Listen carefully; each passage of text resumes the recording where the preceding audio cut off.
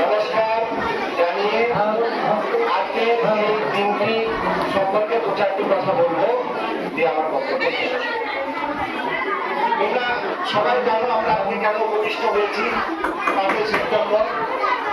এই দিনটি শুধু ভারতপুর সিনিয়র মাদ্রাসা নয়, এই দিনটি সারা ভারতবর্ষের প্রত্যেকটি শিক্ষা প্রতিষ্ঠানে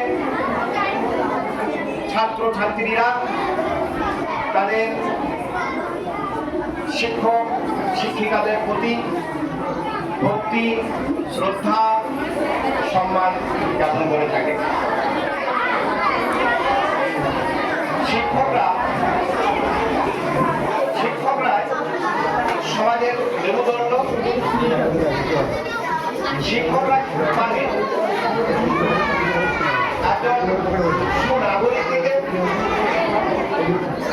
শিক্ষকরাই পারে দেশকে সমৃদ্ধ এবং ছাত্র ছাত্রীদের চিন্তা শক্তি ও মনের শক্তির বিকাশ ঘটাতে পারে এই শিক্ষক।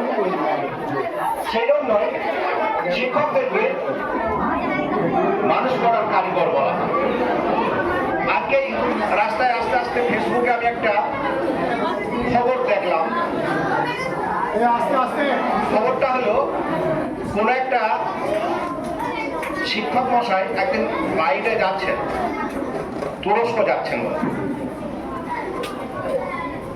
তো যে পাইলট, সে পাইলট যে বিমানটা চালাচ্ছে সে কিন্তু ককপিট থেকে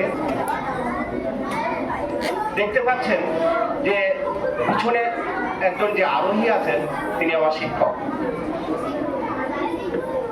তিনি ককপিট থেকে দেখলেন যে আমার শিক্ষক মশাই আজকে আমার ফ্লাইটে চেপে যাচ্ছেন, আমি আজকে পাইলট, আমি সেই ফ্লাইটটা চালিয়ে যাচ্ছি। তিনি সঙ্গে সঙ্গে সেখান থেকে পাইলটের আসন থেকে সমস্ত বিমানে মাইক্রোফোন দিয়ে খবর পৌঁছলেন যে আমি আমার শিক্ষক মশাই আজকে আমার এই ফ্লাইটের আরোহী, আর ওনার ছাত্র আমি আজকে এই ফ্লাইটটা আমি চালনা করে নিয়ে যাচ্ছি। তিনি শিক্ষককে যথাস্থানে একটা ফার্স্ট ক্লাস আসন দেওয়ার চেষ্টা করলেন।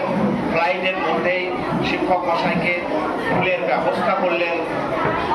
তাহলে শিক্ষকরা কি চান?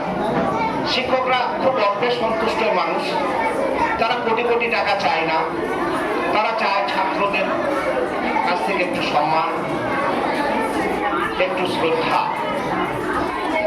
এই যে শিক্ষকদের যে সম্মান, এটা আজীবন কাল চলে আসছে, আগামী দিনেও সেটা থাকবে। তোমরাও আগামী দিনে এই শিক্ষক পেশায় যারা আসতে ইচ্ছুক তারা এই শিক্ষক পেশায় এসে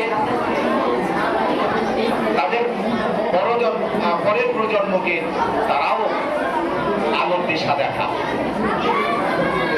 তো এই দিনটি আমরা যার জন্য পালন করতে এসেছি তিনি হলেন আর কেউ নন, এক বিখ্যাত দার্শনিক, এক বিখ্যাত মহাপণ্ডিত, এক বিখ্যাত রাজনীতিবিদ ডক্টর সর্বপল্লী রাধাকৃষ্ণন।